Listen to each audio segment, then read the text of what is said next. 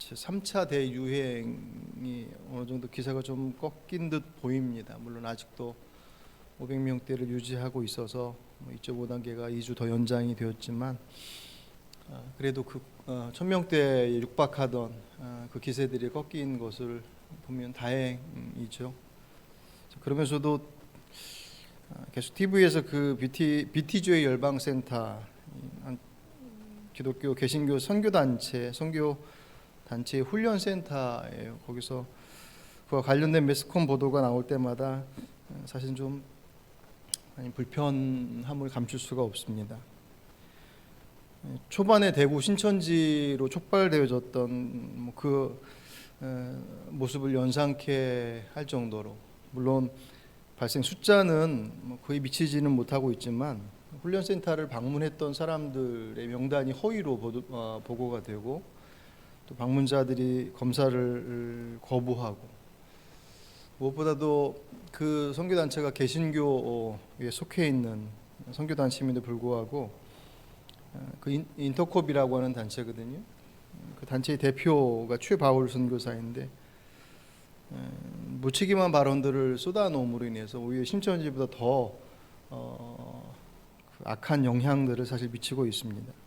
예를 들어서 음모론을 주장을 하면서 빌 게이츠나 다른 세계를 장악하려고 하는 특정 세력들이 코로나 바이러스를 유포했다. 그리고 거기서 만들고 있는 DNA 백신, 실제적으로 연구는 하고 있긴 하지만 백신으로 개발돼서 나오지는 않았다고 그러더라고요. 그 DNA 백신을 맞으면 DNA 조작이 가능해지기 때문에 그들의 노예가 될 수 있다. 그러니까 DNA 백신은 맞지 말고 RNA 백신을 맞아야 된다. 뭐 그런 식의 정보를 설교를 통해서 강단에서 선포하고 있습니다. 인도콥이라고 하는 선교단체가 극단적인 종말론을 추종을 해요. 이단으로 규정되어 있지는 않지만 주요 교단에서 참여 자제, 그리고 교류 금지, 그런 조치를 한 상태입니다. 그러니까 어떤 교리상의 문제들 속에서는 지나치게 극단적인 모습이긴 하지만 그 선을 넘지는 않은 그런 그 정도예요. 근데 문제는 이제 지금 촉발되고 있는 모습들을 보면 사실은 오히려 이단보다 더 못한 모습을 사실 보여주고 있습니다. 또 부산의 한 대형 교회에서는 그 형평성의 문제를 제기하면서 방역 당국과 정면으로 충돌하는 장면들이 지금 연출되고 있습니다. 법원에 소송을 낸 것이 기각이 돼서 오늘 이제 주일 야외에서라도 대면 예배를 강행하겠다라고 그렇게 얘기를 하더라고요. 그 목사님 말씀하시는 것처럼 식당이나 그런 더 훨씬 협소한 자리 속에서 거리를 둔다고 해도 어쨌든 그곳에 모여서 사람들이 활동하는 것에 대해서는 용인하면서 훨씬 더 넓은 공간 속에서 거리두기를 철저하게 잘 지키고 진행하고 있는 교회 예배에 대한 어떤 그 규제가 동일하게 적용된다라고 하는 것은 불합리하다. 그 형평성에 대한 문제들은 충분히 사실은 이의 제기를 할 만한 부분이에요. 그래서 이번에 이제 다시 조정된 안이 어제 나왔지 않습니까? 어쨌든 그런 부분에 대한 어떤 문제 제기는 사실은 동의할 만하지만 문제는 그것을 풀어가는 방식이나 또 그 과정, 또 그 내용들은 사실은 사회 가운데 교회와 성도들이 사회 일원으로 공동체 사회, 대한민국 사회 안에 속해 있는 어떤 단체로서 또 일원으로서의 공적 역할을 생각한다고 한다면 사실 적절치 않은 행동이라고 생각이 되어집니다. 그렇다고 해서 우리가 예배를 드리는 것이 방역 지침을 따르는 것보다 더 덜 중요하다, 그런 의미로 말씀을 드리는 건 아니죠. 사실 그것에 대해서는 다 그렇게 알고 있습니다. 문제는 우리가 배웠듯이 또 성경에서 말씀하고 있는 것처럼 교회를 통해서 이 땅에 하나님의 나라를 세워가신다고 말씀하시고 그렇게 지금 진행되고 있지 않습니까? 그것이 초대교회로부터 출발되어져서 진행되고 있는데 그것이 과연 교회가 교회의 종교적 역할만을 강조한 것으로 그것을 이룰 수 있느냐 할 때 그럴 수 없거든요. 왜냐하면 지금의 사회가 중세 유럽처럼 캐톨릭이 모든 이들이 캐톨릭을 믿고 있는 그 사회가 종교 사회도 아니고 다원화되어 있는, 다른 종교를 가지고 있기도 하고 종교가 없는 사람들도 있는, 그들에게 있어서 교회가 공적 역할을 감당하려고 하는 데 있어서 교회가 가지고 있는 종교적인 역할에 대한 것들을 강조하는 것으로는 다른 종교를 가지고 있고 종교를 가지고 있지 않은 사람들을 설득할 수 없죠. 그러니까 우리가 예배를 잘 드리는 것이 믿지 않는 사람들과 다른 종교를 갖고 있는 사람들을, 그래 너희를 정말 목숨 걸고 그렇게 헌신적으로 예배하는구나 라고 하는 그것으로 그들을 설득시킬 수 없다라고 하는 거예요. 그건 너희들의 문제이다라고 선을 그을 수밖에 없고, 그건 당연한 것이겠죠.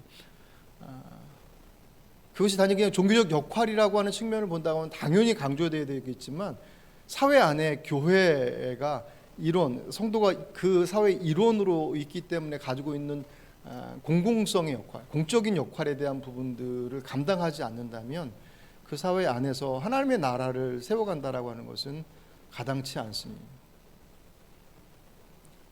힘으로 제압하겠느냐 할 때 힘으로 제압할 수 없죠. 큰 교회가 얘기를 하면 그 얘기에 대한 부분들이 작은 미자립 교회나 그런 작은 교회들이 얘기하는 것보다 훨씬 더 영향력이 있겠지만, 거기에 속해 있는 멤버들 가운데는 사회적 지도층 인사들도 있을 테니까 그들을 통한 어떤 얘기들이 들어갈 수 있어서 그런 힘은 더 있을지 모르겠지만, 결코 그러한 모습들을 통해서 세상 안에 하나님의 나라를 세워간다라고 하는 것은 불가능한 것들입니다.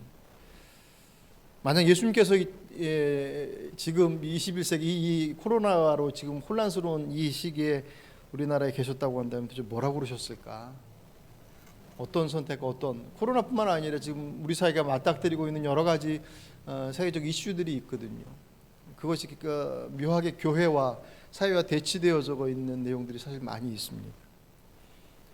아마도 복음서에 비춰진 예수님의 모습을 견줘본다면 교회를 향해서 아주 호되게 나무랐을기에 충분하다고 생각이 되어집니다. 요즘 우리가 큐티 본문으로 누가복음을 묵상을 하는데, 여러분 보시면 아시겠지만 이미 우리가 알고 있는 내용이긴 하지만 예수님은 그렇게 모든 사람들에게 호감을 불러일으키고 또 모든 사람들을 만족시키는, 두루두루 원만한 분이 아니셔요. 사회적인 약자 그리고 소외되어진 그것이 병든 사람이든 아니면 죄인이든 그렇게 소외되어진 그룹들에게는 한없이 다정한 분이셨지만, 어떤 종교 권력, 힘을 가지고 있는 이들에게는 그렇게 호락호락하지 않은 아주 불편한 그런 분이었습니다. 예수님은 세상 권력에 길들이지 않으신 분이니까, 세상에 돈으로 힘으로 제압하면 그것에 세상은 좌지우지 될지 모르겠지만 주님은 거기에 좌지우지 되는 분이 아니기 때문에, 그래서 어찌 보면 그들 입장에서 보면 예수님은 사회성이, 융통성이 부족한 그런 분이셨을 거예요. 적당히 사람들 눈치 보면서 그들에게 맞춰주는 것, 주님께서는 용인하지 않으셨던 분이었기 때문에. 오늘 본문의 레위, 우리에게는 마테오로, 이제 마태복음의 저자이기도 하죠.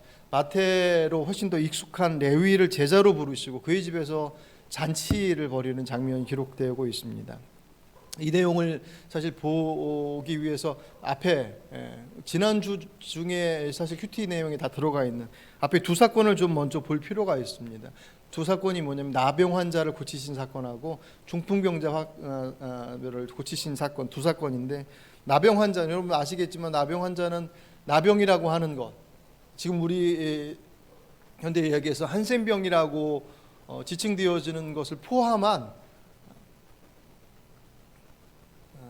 21가지를 규정하기도 하고, 그때보다 좀 다르긴 했지만 구약에서 말씀하고 있는 나병이라고 지칭되어져 있는 질병은 한센병을 포함한 다른 피부병이 같이 그렇게 불려졌어요. 그러니까 증상으로 얘기한다면 동일한 선상에 놓을 수 없지만 그 당시에 고칠 수 없는 질병으로서 사실은 규정되어졌습니다. 무엇보다 나병은 하나님께서 죄에 대한 징벌로 주신 것이다라고 사실은 여겼기 때문에, 나병 자체가 가지고 있는 병증으로 인한 고통에다가 더 큰 고통은 나병 환자들은 사람들과 함께 할 수 없었거든요. 그러니까 그들의 사회의 일원으로서, 공동체로서의 어떤 그 함께 살아가는 자리들을 박탈당했습니다. 그 마을 밖에서 살아야 하는, 어떤 면에서는 그것이 그들에게서 훨씬 더 고통스러운 것이었을 거예요. 왜 그렇잖아요. 아플 때 혼자 있으면 더 아플 때 혼자 있어 보셨습니까? 아플 때 혼자 있으면 더 서러운데 아픈데 혼자 살라고 내밀었으니 그 고통이 육신의 고통만큼이나 심적 고통도 컸겠죠. 예수님께서 그 나병 환자가 예수님께 와서 금기를 깨트리고 와서 주님께 고쳐달라고 했을 때 주님께서 그를 고쳐주시는데 어떻게 고쳐주시냐면 그를 만지시잖아요. 굳이 만지지 않으셔도 되는데도 불구하고 만지신 것은 주님께서 그의 마음을 아셨기 때문이에요. 질병만 고치신 것이 아니라 그렇게 분리되어지고 구분되어지고 차별되어진 그의 인생 속에서 깊게 패인 그 마음의 상처를 주님께서 그 만지심으로, 그 만지심이 주님에게 있어서는 부정한 것이 돼서 정결례를 취해야 되거든요. 그런데 역설적으로 주님께서 만지심으로 부정함이 예수님을 부정하게 만든 것이 아니라 예수님의 거룩함이 그를 깨끗게 하셨습니다. 그게 능력이죠. 두 번째 이 중풍병자를 고치신 사건이 우리가 유명한 사건이죠. 뭐 복음서마다 좀 차이는 있긴 하지만 사람들이 그를 예수님께로 모셔오는데 침상 통째로 모셔왔다고 그랬습니다. 내 친구라고 표현하기도 하고. 어쨌든 그들이 그 예수님께로 그 중풍병 환자를 고치기 위해서 데리고 왔는데 사람들이 많이 모여 있는 것을 보고 어쩔 수 없으니 그 집의 지붕으로 올라가서 지붕의 기와를 뜯어내고 천장을 제끼고 그 침상 통째로 예수님께로 환자를 내리는 그 말도 안 되는 일을 그렇게 시행을 했습니다. 예수님께서 그 상황을 어떻게 정리를 해주시냐면 20절 말씀 보시면 예수께서 그들의 믿음을 보시고 이르시되 이 사람은 내 죄사함을 받았느니라. 아멘. 그들의 행동에 대한 것들을 말씀 얼마나 논란이 됐겠습니까? 그 안에 있는 사람들이 그 모습 보고 야 얼마나 급했으면 그렇겠냐라고 그들의 사정을 마음속에서 생각하며 그래 이해할 만하다라고 고개 끄덕였을 만한 사람이 얼마나 있었겠습니까? 입장 바꿔 생각한다면 당신만 아프냐고. 중풍병이라고 하는 게 당장 뭐 이렇게 숨 헐떡헐떡거리면서 곧 운명할 그런 급박한 병도 아니고 여러 가지 사실 합리적인 내용들 속에서 비판이 집중될 수 있는 상황을 주님께서 단번에 딱 정리를 하십니다. 그들의 믿음을 보시고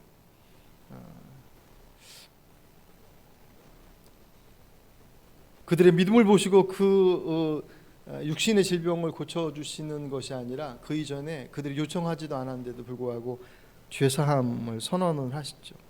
또 사실 마찬가지입니다. 그 또한 그 질병에 대한 이유들, 당신들 그 죄에 대한 이해들을 가질 때 나병뿐만 아니라 병이 들었다라고 하는 것 자체에 대한 해석들을 죄에 대한 어떤 결과들로 해석하는 경향들이 아주 짙었어요.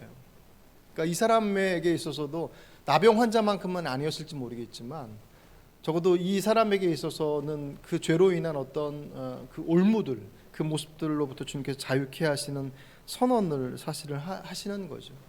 사람들로부터 보여지는 어떤 시선 스스로도 뭐 때문에 라고 하는 그 죄책감이라든가 생각들로 인하여서 그렇게 올무처럼 그들을 꽉 묶어냈었던, 그래서 하나님의 백성으로서의 어떤 자유함과 그 모습들을 전혀 누리지 못했던 그들에게 주님께서 그를 용서하심으로 선언하심으로 인해서 그의 마음의 병과 질병을 고쳐주시는, 그러니까 예수님께서는 항상 그렇게 그들이 가지고 있는 우리들이 가지고 있는 삶의 본질의 부분들을 누구보다도 잘 아셨던 분이에요.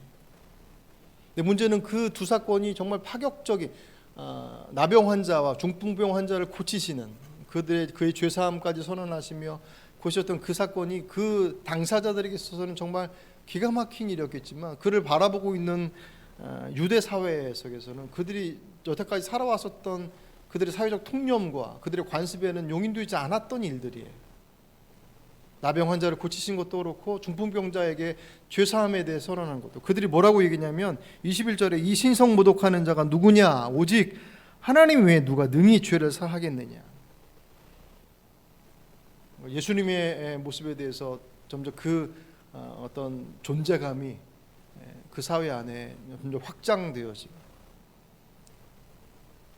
좋은 의미 속에서의 어떤 영향력보다는 그들의 입장에서 본다고 한다면 논란의 불씨가 막 피어오르고 있는 그 상황들이 그 속에서 기름 붓는 사건이 오늘 본문의 사건입니다. 오늘 27절, 28절 말씀 보시면 두 절을 통해서 주님께서 현직 세리인 레위를 주님의 제자로 부르십니다. 그러니까 이 장면을 보시면 단 두 절이잖아요. 누구는 평생 해도 안 되는데, 그죠? 누구는 평생 기도하고 데려오려고 안 되는데, 누구는 그 단 두 줄 안에 사실 간단하고 명료하게 주님의 부르심과 그의 응답으로 그가 주님의 제자 됐음이 선언되어지지만 사실 이 두 절 안에 그 행간 속에는 레위가 가지고 있었던 그동안 살아왔었던 그 세리로서의 그 고뇌에 찬 삶이 그대로 다 들어가 있습니다. 그래서 구구절절히 풀어내지 않았을 뿐이지 세리라고 하는 그 당시의 그 직업 로마 제국에 속해 있어서 뭐 이미 다 여러분 많이 들어보셔 아시겠지만 세리로 인하여서 그 부당하게 이렇게 내야 했었던 어떤 그 재정적인 부분에 대한 폐해들 그것은 단지 그냥 돈을 더 뺏기는 것만이 아니라 이 고통의 자리들 속에서 민족의 그 고통에 함께하지 못하고 자신들의 뒷주머니 챙기기에 더 급급했었던 그들의 모습들. 그래서 전혀 세리들은 유대 공동체 안에서 일원으로서 인정받지 못했습니다. 외면당했다고. 그것이 그들의 선택이었습니다. 어쩌면 그들에게 그 뒤에서 반역자, 수존노, 악질, 그런 사람들의 비난, 그런 외면, 그들을 점점 더 고립시켰을 거라고요. 그 고립은 오히려 그들에게 더 그런 것들을 집착하게 만든다. 그래서 계속 악순환이 반복되어지는. 그렇다고 모든 세리들이 다 그랬다고 다 100% 치부할 수는 없어요. 그러니까 오늘 본문의 레위의 모습을 보면 더 그렇습니다. 누군가는 그걸 향해서 세상 소용없이 그냥 나만 잘 살면 우리 집만 잘 살면 되지 라고 해서 그냥 그 수단 세리라고 하는 그 직업 그것 안에서 누리는 것들을 최대한으로 누리고 싶어서 그것을 소망하는 사람, 그것을 지키려고 몸부림치는 사람도 있었겠지만 어쩔 수 없는 상황 속에서 그 자리를 지키고 버티고 있는 사람도 있었을 거란 말이죠.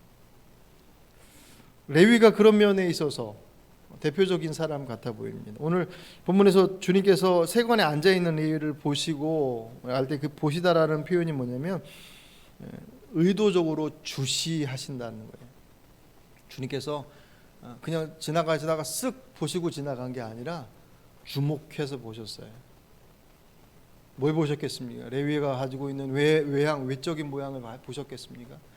물론 외모도 봤겠지만 주님께서 주시해서 보신 것은 그의 외모가 아니라 그의 내면이셨을 거예요.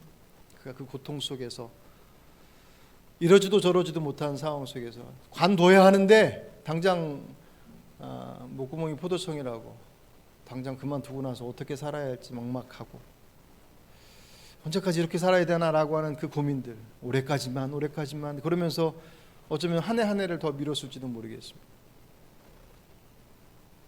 그 고뇌를 주님께서 보시고 그를 부르셨습니다. 나를 따르라. 예수님께서 제자로 부르신 장면이었지만 레위는 사실 주님께서 그를 자신을 제자로 부르셨다라고 하는 것 이전에 예수님께서 자신을 사람으로 인정하셨다는 것이 더 고마웠을 거예요.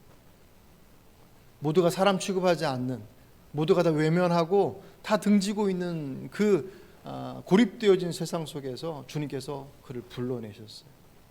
제자로 그 제자의 자리에 지금 우리가 봤을 때 제자라고 하는 자리가 엄청난 자리이지만 그때 당시 주님의 제자가 된다라고 하는 것이 그렇게 메리트가 있고 그렇겠습니까? 레위 입장에서 본다고 한다면 주님께서 이미 이제 소문이 나기 시작하신 그분께서 자신을 사람으로 인정하셨다는 공동체 일원으로서 아직 레위가 주님에 대해서 신앙의 고백이 선명하고 그랬던 단계는 사실 아니기 때문에 그가 모든 것을 버리고 일어나 떠났다 그랬습니다. 부름 받았을 때 그가 모든 것을 버렸다. 그 모든 것을 버렸다라고 하는 그 순간 그 안에 레위가 가지고 있었던 것의 무게가 얼마나 무거웠는지를 사실 대변하는 거죠.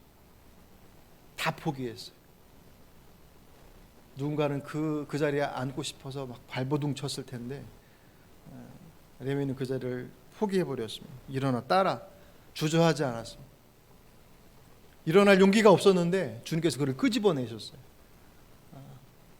안 나오겠다는 거 억지로 갖다 이렇게 멱살 잡고 데리고 나오신 것이 아니라 나가고 싶은데 나가지 못하고 한 발짝만 나가면 되는데 그 한 발짝이 안 되네.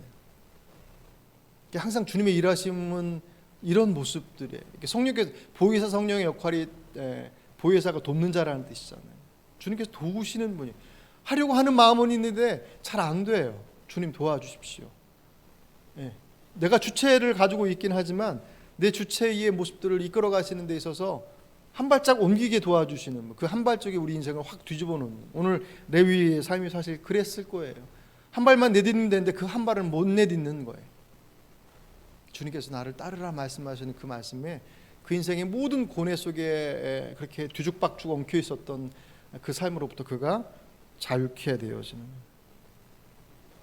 어쩔 수 없는 선택이 아니라 그의 스스로의 능동적 선택이었습니다. 그리고 나서 예수님과 일행을 자기 집으로 모셔서 잔치를 벌이죠. 얼마나 기뻤으면 잔치를 벌였겠습니까? 그죠? 어떤 면에서 보면 이 레위의 용기에 박수를 보내고 싶습니다. 여러분들 안에서 주저함으로 뭔가 해야 되는데 하나님께서 끊임없이 콜을 주시는데 여전히 머물러 주저하고 있는 것, 그런 것들 없습니까? 부르신다라고 한다면 때가 됐다라고 하는 것이고, 들린다고 하면 그 들림에 대한 내용들이 단지 우리들의 육신의 편안함과 안락함을 쫓아서 가는 어떤 그런 왜곡되어진 것 말고 분명히 하나님께서 내게 원하시는 그런 거 있잖아요. 자꾸 기도해야 될 것 같아요. 여러분, 우리의 영적 상태라는 게 그렇게 거룩하지 않아요. 우리 안에서 뭔가 기도해야 된다는 마음이 드는 건 정말 주님 주신 마음이 맞아요. 사단이 우리에게 기도해, 그럴 일 만무하니까. 우리들 안에서 스스로가 그 모습들 속에서 기도해야 되는데 말씀 봐야 돼. 그 마음이, 그 생각들이 결국 그냥 스쳐 지나가는 생각들이 아니라고요. 그만큼 우리가 그렇게 거룩하지도 않고 그렇게 주님 앞에 우리의 모습들을 맡기려고 늘 그 모습들을 이렇게 유지하고 있는 아니라고요. 그런 마음이 드시면 그건 정말 주님께서 콜하시는 거예요. 가장 기본적인 모습들 속에서 볼 때 그것은 다른 외적인 것들도 마찬가지겠죠. 누군가를 바라볼 때 그에게 다가서야 됨에 대한 것들이 내 안에 거룩한 부담으로 다가선다면 외면당하고 고통받고 있는 이들의 모습들을 바라보면서 안타까워하는 그 마음, 그 안타까움이 안타까움의 자리에서 머물지 않고 뭔가 내가 할 수 있는 역들 속에서 움직여질 것을 요구하시는 것, 하나님께서 우리에게 주시는 마음이 틀림없죠. 레위가 그 옛 삶과 단절하고 잔치를 벌였습니다. 조촐하게 자기들끼리만 모인 게 아니라 큰 잔치를 벌였어요. 선언입니다. 니들은 나를 인정해 주지 않았지만 주님께 나 인정하셨어. 그리고 그 안에서 누리게 되는 그 기쁨과 그 자유케 되어진 그 모습, 여러분 이 잔치 안에서 그 모습을 볼 수 있어야만 합니다. 근데 여러분 그 자리에 초대된 사람들은 어떤 사람들이었겠느냐? 성경을 보시면 세리와 다른 많은 사람이라고 되어 있습니다. 다 세리 친구들이었을 거란 말이에요. 그러니까 레위 친구들. 그러면 당연히 세리들도 왔겠죠. 그죠?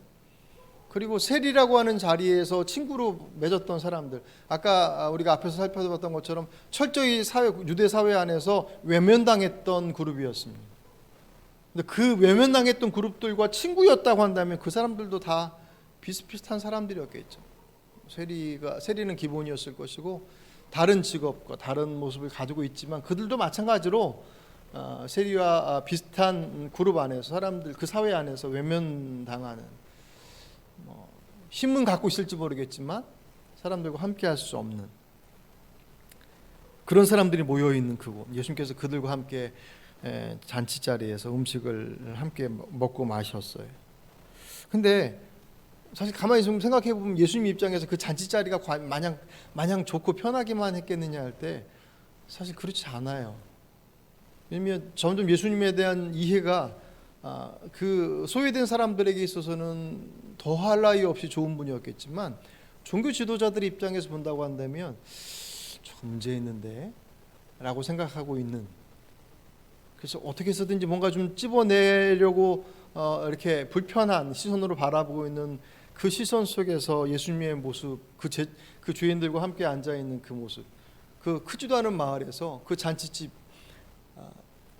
세리가 그 좋은 직업을 포기하고 뛰쳐나왔대. 그것만으로도 큰 이슈였을 텐데 그가 사람들을 불러놓고 큰 잔치를 벌여. 거기에 예수님과 제자들이 있어.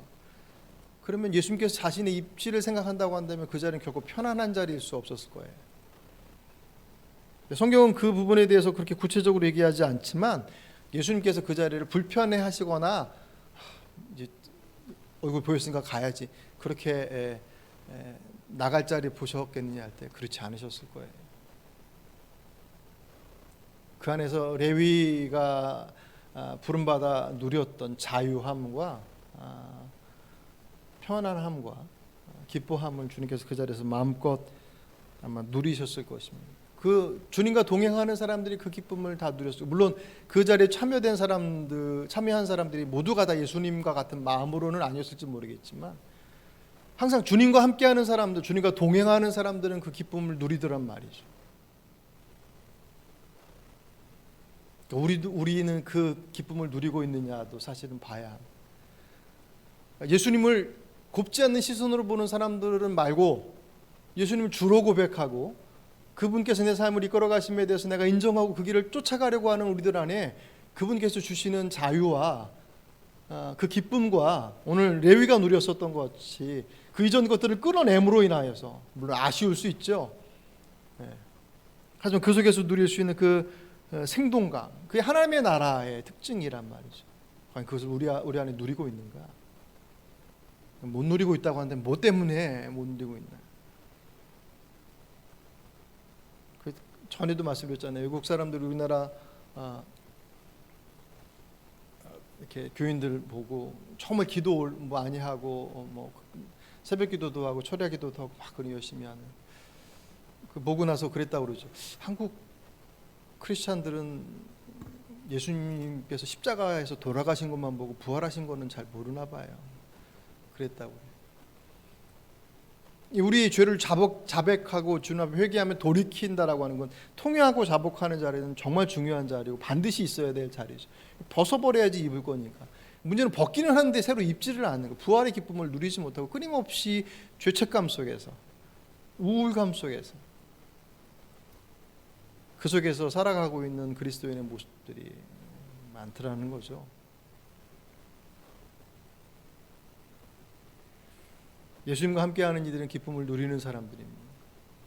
오늘 이 시간 함께 예배하는 저와 여러분 모두에게 온라인으로서 예배하는 여러분들 또한 주님의 평화와 기쁨이 함께하시길 주의 이름으로 축복합니다. 예.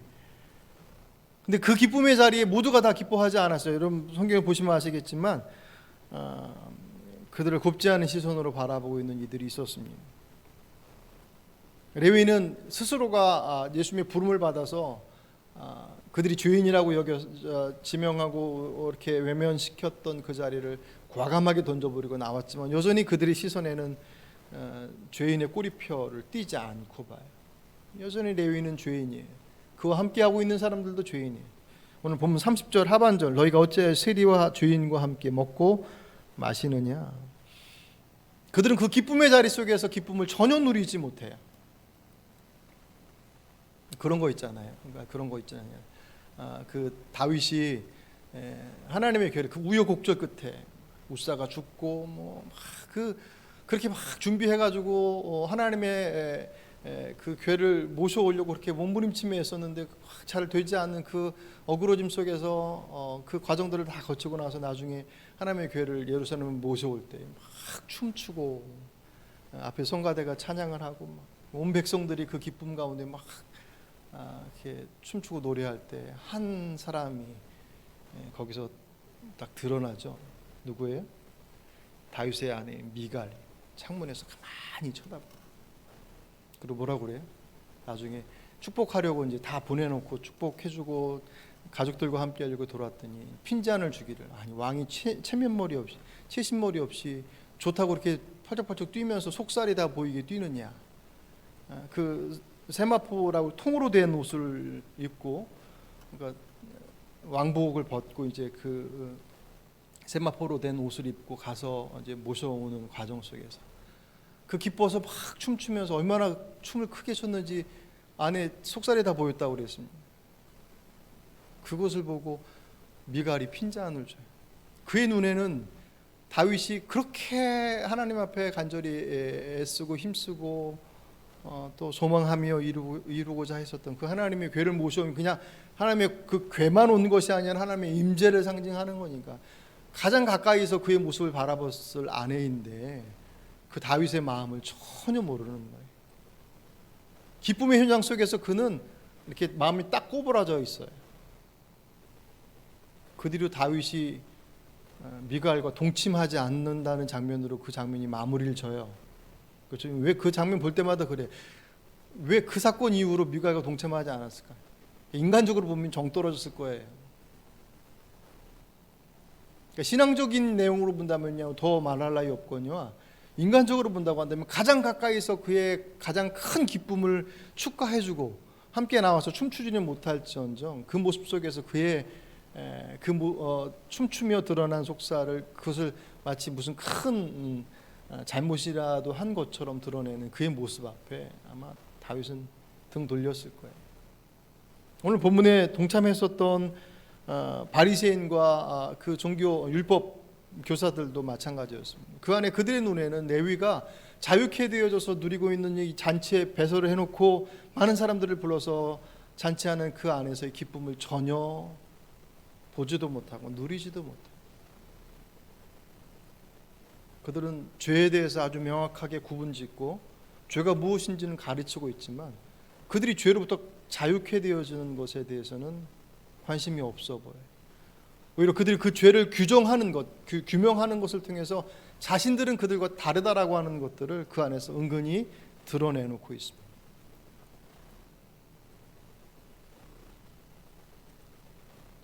의인과 죄인을 갈라내기를 급급했었고 거룩함과 속되다라고 하는 것, 그것에 대한 것들을 구분짓는 데 아주 몰두했었던 사람들. 물론 그것은 말씀을 율법에 나온 것들을 지키는 것이었어요. 그런데 우리가 이 말씀 볼 때면서 계속 지난주 동안 나타났던 말씀 속에 나타났던 모습들을 보면 예수님의 모습과 그들의 모습이 계속 충돌해요. 그 충돌하는 가장 큰 이유는 뭐냐면 하나님께서 그 말씀을 주신 이유와 목적에 대한 것들을 그들은 보지 못해요. 그냥 그것을 지켰느냐 지키지 않았느냐라고 하는 것으로 그들의 모습들을 구분지어 버렸습니다. 그것을 통하여서 그들의 모습들을 살리고자 하는 것이 아니라 구분지어서 죄인으로 규정하고 정죄하고 그것을 통해서 얻는 또 다른 이득은 나는 저들과 다르다는 그 속에서 자신의 모습을 보지 못하고 주님께서는 끊임없이 그들에게 말씀하셨거든요. 회칠한 무덤아. 겉에는 회칠해서 그럴듯하게 무덤을 만들어놨지만 파보면 그 안에 썩어 문드러가는 시신이 있는 것처럼 그들이 겉으로 볼 때는 그럴듯해 보이고 말씀을 가르치고 나름 율법을 지키는 데 있어서는 그들이 최고였거든요. 일주일에 금식을 2번씩 하기도 하고 10의 1조를 드리는 데 있어서 그 작은 양념들까지도 구분해서 철저하게 드릴 정도로 그 말씀을 지키기에 몸부림쳤던 사람에도 불구하고 왜 그 말씀을 주셨는지에 대한 주의 마음을 모르는 거예요. 주의 마음은 그것을 통해서 사람을 살리는 데 있는데 이들은 그 주의 말씀을 통해 사람을 죽이는 것으로 그 말씀을 사용하더라는 거예요. 그러니까 참 아이러니한 거예요. 오늘 그들의 모습을 보시면서 왜 죄인과 함께 하느냐라고 물었을 때 주님께서 오늘 31절 32절 예수께서 대답하여 이르시되 건강한 자에게는 의사가 쓸데없고 병든 자에게 쓸데가 있나니 내가 의인을 부르는 것이 아니요 죄인을 불러 회개시키러 왔노라. 아멘. 레위는 더 이상 죄인이 아니었어요. 주님께로 돌아왔어요. 그리고 주님께는 죄인이냐 죄인이지 않느냐라고 하는 것이 중요하지 않았어요. 아니 오히려 죄인이기 때문에 더 가까이 가셨어요. 왜? 병든 사람에게 의인이 필요한 것처럼 의인이 필요 없다라는 것이 아니라 건강한 사람이 필요 없다는 것이 아니라 내가 온 이유는 죄인인 너희들 모든 이들을 위해서 오셨다라고 말씀을 하시죠. 그래서 죄인에게 다가오셨어요. 그 말씀을 전하는 이들은 죄인들과 함께하지 않으려고 죄인을 밀어내고 있습니다. 이게 참 아이러니인 거예요. 주의 말씀이신 그분은 죄인과 함께하러 오셨고 그 말씀을 전하는 이들은 죄인들을 밀어내고 있습니다. 주님께서 그들에게 31절 32절 말씀을 하실 때 그 사람들이 그 얘기 듣고 아멘 하고 잘못했으면 그렇게 돌아올 것을 주님께 기대하시고 말씀하셨겠습니까? 어떻게 보면 이 말씀은 그들의 정말 알아야 될 것을 알지 못하는 그들의 모습에 대해서 직접적으로 그들을 탁 찝으시는 것이기도 하겠지만, 또는 한편에서 보면 주님께서 그들에게 또 다른 기회를 주신다. 선택은 그들의 몫이니 주의 말씀 앞에 그들의 모습들을 조정하며 돌아올 것인지 아니면 밀어낼 것인지는 그들의 선택이겠지만, 너희들은 안 되니 아예 들을 자격도 없어라고 벽 쳐놓고 말씀하지 않으시지 않죠. 21세기 2021년 오늘 1월 17일입니다. 세상이 온통 앓고 있습니다. 자연도 사람도. 몸은 건강해졌어요. 더 좋은 것들을, 더 수명도 연장되어졌고, 평균 기대 수명부터 해서 점점 더 강건한 육신과 여러 가지 외적인 모습들은 더 강건해지는데, 그 마음은 점점 병들어가고 있음을 뉴스를 통해서만이 아니라 사실 우리들의 삶 속에서 병들어 있다라고 하는 것은 나 자신만이 아니라 병들어서 있음의 증거는 다른 이들을 내 삶의 자리 가운데 초대할 수 없어요. 나 살기도 바빠 죽겠으니 내가 아픈데 누구를 돌아봐요. 점점 그 마음의 병들이 더 깊어져 가고 있습니다. 얼마 전에 있었던 그 정인이 사건, 빙산의 일각에 불과해요. 2019년 보건복지부에서 내놓은 자료를 보면 전국에 있는 전국에서 아동 학대의 그 신고가 평균 13분마다 한 건씩 보고된대요. 2019년 자료예요. 오늘 2021년 1년이 지났습니다. 그럼 지금 그때보다 덜 했겠느냐 할 때 아니요. 13분에 한 건씩 아동 학대가 신고된대. 신고되는 것만 하더라도 13분에 하나씩이라면 기가 막힐 일인데, 되지 않는 것들은 얼마나 더 있겠냔 말이죠. 더 우려스러운 것은 그런 현상들을 바라보고 거기에 대해 비난하고 비판하는 그것이 그들의 잘못에 대한 것들을 규정하는 것은 분명히 필요한 것이겠지만, 그 모습 속에 자칫 잘못하면 바리새인과 서기관들이 범했던 일들을 우리들 안에서 똑같이 반복할 수 있습니다. 그들의 죄를 규정함으로 나는 그들과 다름으로 나의 의로움을 스스로 인정하려고 하는 수단으로 얼마든지 사용하더란 말이에요. 예, 그들의 잘못을 지적하는 것, 거기에 대해서 잘못됐다고 얘기하는 것 필요합니다. 그리고 그 죄값에 대한 것들을 분명히 받아야 합니다. 하지만 그렇다는 것이 내 삶을 그들과 다르다라고 하는 것을 보장시켜주거나 내가 그들보다 의롭다라고 하는 것으로 나의 모습들을 그렇게 벽칠 수 없다라는 거예요. 그 모습이 바리새인과 서기관들 속에서 그대로 있었던 것처럼. 그래서 옳음을 얘기할 때, 정의를 얘기할 때 겸손함이 함께 가지 않으면 그 옳음은 자기뿐만 아니라 남을 해치는 무기가 돼요. 칼날이 되어집니다. 옳다라고 얘기하는 것, 그 옳다라고 하는 것 안에 사랑이 함께 하지 않는다고 한다면 그것은 다른 사람들의 마음을 열 수도 없고 다른 사람들을 또 다른 고통의 자로 밀어넣는 것들입니다. 그러니까 바리새파 사람들은 성경의 말씀을 너무도 잘 알았어요. 그리고 그 말씀을 전하는 데 있어서 그 말씀이 틀린 게 아니라 맞는 것이었어요. 근데 그들은 무능력했어요. 그들이 그것을 통해 사람을 바꿔냈느냐? 바꿔내지 않는 것이 죄로 규정해서 죄인으로 정죄해서 그들을 죽이는 일을 했지, 그들을 통해서 말씀이 그들을 살리는 일을 그들은 하지 못했어요. 왜냐하면 그들 안에 사랑이 없으니. 그들이 전한 율법이 틀렸다라는 것이 아니라 그 율법을 전하고 있는 그들의 마음에 사랑이 없으니 그 율법은 칼날이 돼서 사람을 찍어서 죽이더란 말이에요.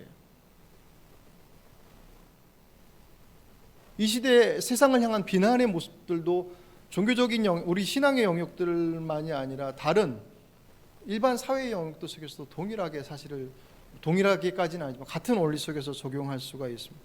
오늘 예수님께서 그러셨던 것처럼, 아니 먼저 우리가 주님 앞에 우리의 마음을, 레위가 그랬던 것처럼 그분 앞에 우리의 마음을 사실 먼저 내려놓아야만 합니다. 다른 어떤 이들을, 세상을 향한 비난과 죄인들을 향해서 구별하는 것을 통해서 우리가 구분되어지고 치료되는 것이 아니라 그분 앞에 우리도 상처받은 심령이고 부족한 마음들이고 연약함들을 인정하고 그분 앞에 설 때 주님께서 우리의 모습들을 치료하시고 회복시키신 그 모습을 통하여서 세상을 회복시킬 수 있는 것이 우리의 모습, 성도의 역할이고 교회의 역할인 것이죠. 그럴 때 교회가 세상의 희망이 되는 것입니다.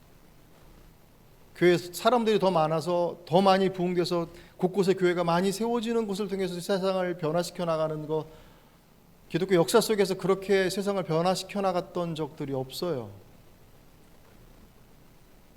물론 부흥해서 교회가 많아지는 것, 그 많아진 것들 속에서 더 많은 일들을 감당했다라고 하는 측면에 대한 부분들은 분명히 인정하고 또 사실적인 내용들이죠. 하지만 그것이 곧 그들의 삶이 하나님의 뜻과 같은 선상에 있다라고 하는 것들을 보장해 주지 못하더란 말이에요. 코로나 이후의 시대 속에서 교회의 모습들을 예측하는 많은 분들 가운데 대형교회는 절대로 사라지지 않을 거라고 분명하게 선언합니다. 죄송하게도 대형교회는 사람들이 원하는 종교적 필요를 공급해 주기에 부족함이 없다. 대형교회가 다 잘못됐다고 말씀드린 거 아니에요. 정말 주님의 말씀 앞에 그 온전한 예배를 드릴 수 있도록 하는 그 최고의 모습으로 준비된, 그러니까 예배를 드리더라도 모든 것들이 다 준비되어 정말 온전하게 예배할 수 있는 모든 환경들을 준비한 그것이 왜 나쁜 것이겠습니까? 그것을 통해서 하나님 앞에 정말 온전히 그분 앞에 나갈 수 있는 길들을 아무리 좋은 의도와 좋은 목적을 가지고 만들어놔도 그것을 하나의 서비스로 받아 누리고 선 긋는 사람들이 얼마든지 있더란 말이에요. 대형교회는 훨씬 더 그런 면에 있어서. 왜? 잘 모르니까.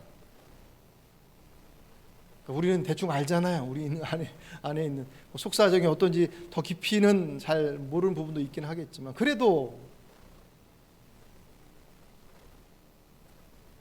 종교 서비스를 마치 누리는 것과 같은 그런 잘 준비되어지는 대형 교회들은 앞으로도 전혀 문제없이 계속할 것이다. 그럴 거예요. 그런데 우리 신앙이 종교 서비스를 받는 것으로 생각하는 순간 이미 그 신앙은 죽은 신앙과 다르지 않습니다. 그 신앙 앞에 그 신앙 안에서 어찌 누군가를 향한 배려와 헌신과 수고와 용서와 성경에서 말씀하는 그 모든 것들이 가능하겠습니다.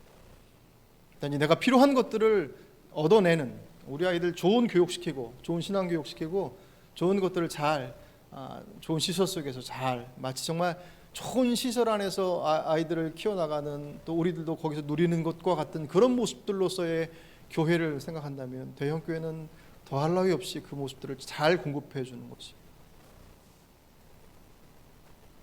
근데 그 속에서 감당해야 할, 살아내야 될 삶의 책임에 대한 부분들은 선을 다 긋을 수밖에 없어. 말씀을 정리합니다. 하나님의 나라는 죄인을 밀어내는 곳이 아니라 죄인을 환대하는 곳입니다. 주님께서는 찾아가셨습니다. 하나님의 말씀을 전하는 바리새인과 서기관들은 죄인들을 환대하는 것이 아니라 죄인들을 밀어냈어요. 한국 교회가, 성도들이, 우리들이 이 말씀 앞에 과연 우리들은 그 죄인들을 환대하는 이들인가 아니면 죄인들을 밀어내는 이들인가, 그 말씀 앞에 직면해야만 합니다.